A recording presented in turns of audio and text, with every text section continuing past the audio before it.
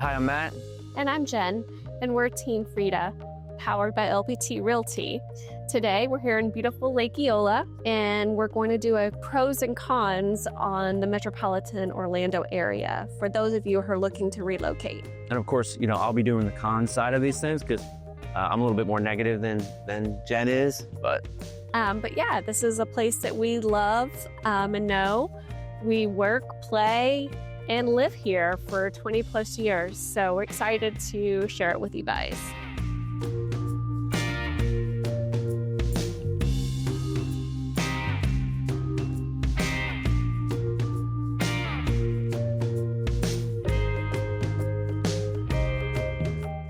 So my favorite pro of the Orlando area is it's always summer. Here we are a day after Christmas. It's a beautiful 74 degrees. Everyone's outside enjoying it. I love the warm weather and everything that it brings, the beach, the lakes. So it can also be, for some of us, a con because the summers here are, every day is about the same. It's 90 degree, 91 degree heat, and the humidity levels are very, very high. So I get it all the time for people that have relocated from other areas. If you're not used to the humidity, then it can be something that takes some time to get used to. But you do get used to it. That's true. I mean, we've been here now over 20 years in Central Florida. So your body does get acclimated to it. I mean, let's be honest. I mean, we have our youngest daughter who is literally allergic to the cold. It's a real thing. So they just went up to New York, but it's like she has to take Claritin just to get through those cold days up there. Yeah, so, I definitely feel like the pros outweigh the cons when it comes to weather. Yeah, I mean, if you're relocating from another area to Central Florida, I mean, you got June, July, August, September, October, into November. But then we have, like, today is December 26th, and like Jen said, it's 74 degrees. So there's a trade-off. We're opening our windows when other people around the country are closing them and putting the heat on. Right. So it's definitely something to consider, but it definitely wouldn't be a deal breaker. So weather, right? Pros and cons. I mean, I'm on the con side here, but we also have hurricanes that we have to deal with. So yeah. I get this a lot from people because when you see something on the Weather Channel, it looks like the whole state is covered in a hurricane type situation. And it can be, believe me, I'm not downplaying it. It can be very dangerous and detrimental. But again, being in the Central Florida market. Yeah, we're pretty insulated. We are, and there's very few homes that we've ever worked with we're in a flood zone or any of those things. So yes, it's something that we have to deal with, but it's not at the point like if you have a property on the coast, which is a whole nother animal. So another one of the pros of living here in Orlando is all the attractions. I mean, there's millions of people coming here per year. And of course we got Mickey and Minnie. And we also have a brand new park as part of Universal. We have the Orlando Magic, the Solar Bears, like there is something for everyone. And there's all kinds of groups and activities, lifestyles, no matter what it is, we have something for you. Definitely. But on the flip side of that, I mean, from a con perspective, it's just, there's so much growth. I mean, I think statistically speaking, 1,000 people a week are moving to the area, and it creates traffic, right? Mm-hmm. It creates congestion, coupled with the millions of tourists that we have. It really does create, for people trying to get to work every day, and it's just so much growth. And what happens is the houses go up first, right? And then the towns start to think about infrastructure and roads, and sometimes that's an afterthought, right? Right. Well, it's hard to keep up. It's hard to keep up. And it seems like there's road construction everywhere in Central Florida. I don't care if you're on the north side, south side, east side, west side, where we live. It doesn't matter. They're always building, expanding, and putting in new roads. Get into Main Street, it doesn't matter anymore. Once you get into Disney, you start going down that Main Street. And your mom used to talk about it, right? Yeah. The smells of Disney, then all that other stuff goes away. I hear you. I mean, again, being on the tourist side of things, but if you're here from a residential perspective and you're living and working here, it can be somewhat overwhelming. And especially now, to get around, you are forced literally forced to take the toll roads. Right. So And I know, here's another one. I know you're on the pro side, right? I know you're I'm pro to that. Right, There's no state income tax, right. right? So I'll pay a toll to get to where I need to go because I'm saving so much money and not having to pay state income tax.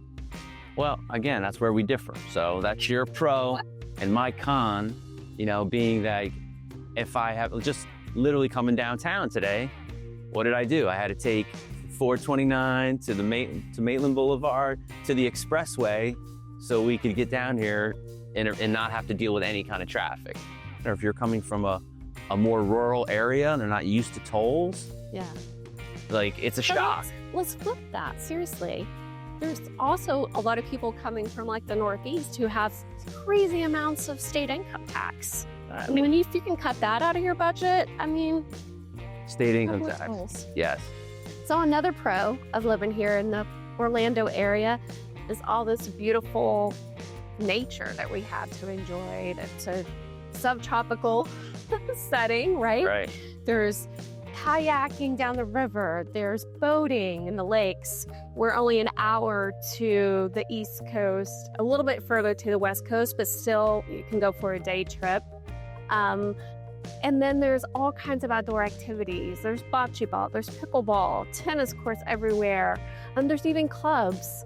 There's a lot of 55 plus opportunities here as well.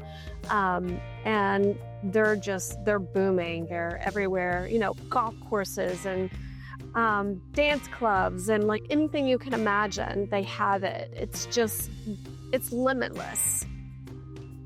So that's one of the things that I love is just all the outdoor nature, the beaches and the things that we get to enjoy, and we get to enjoy them for longer. Like, you know, we don't have to shut everything down because the snow's coming or the frost is coming. Right.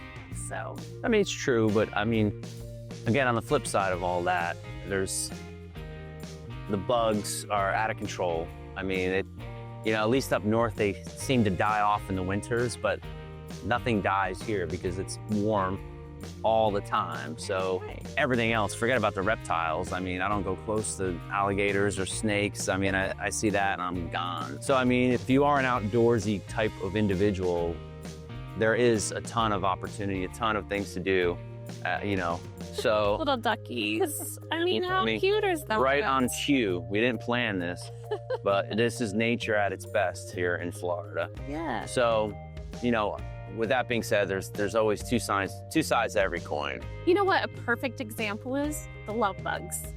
Yes. Yep. Which no one knows. It's a mystery. Right. I think they came out of the University of Florida, but we're not sure. That's the rumor. Just like Gatorade. But you know what? They come out twice a year. But we as Floridians know now that when they come out, it's about to either get cool or warm. Like right. it's a change of season. It's right. how we know. Like other people, the leaves drop. We get the love bugs. No question about it. So again, those are just a lot of bugs, a lot of insects, a lot of things you just have to prepare for it all. Egrets, as they fly by. Put your sunscreen on, put your mosquito spray on. Sometimes Enjoy it. And then maybe beautiful. Those mosquito, those headbands. That's a little dramatic. Yeah. But, so, I mean, these are things that you definitely just need to be aware of. I mean, short of being in the islands, which you know I love. Right. This is the next best thing. 100%. So another pro is the proximity to everything. It's called Central Florida because we're literally in the middle of the peninsula, but also we're centrally located and you can get to just about anything in 45 minutes, 30 to 45 minutes. Definitely.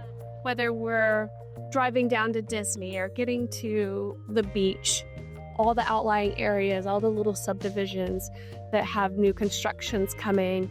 Go get took downtown to the Dr. Phillips Theater. Again, that's 35 minutes. To the Kia Center where we go to our concerts and our sporting events. Universal. We're gonna go to a UT game, Hook 'em Horns, here at the Citrus Bowl. Again, 30 minutes. It's just everything is centrally located and easy to move around. Right. I mean, on the flip side of all that as well, I mean, like, depending upon where you're coming from, there's really not a train system that gets you out to these outlying areas either. We do have the Sun Rail, but it's really like one stretch of track, coming from North Jersey, where a lot of people would commute into the cities, but they would have a multitude of hubs where the trains would pick you up. It really hasn't expanded out to those metropolitan areas. So everyone's perspective is different depending upon where you're coming from. So, but again, things that you just need to be aware of coming into this Orlando, Central Florida market. The Brightline's a good addition though. We have the Brightline now that takes you from Orlando all the way to Miami. Super nice.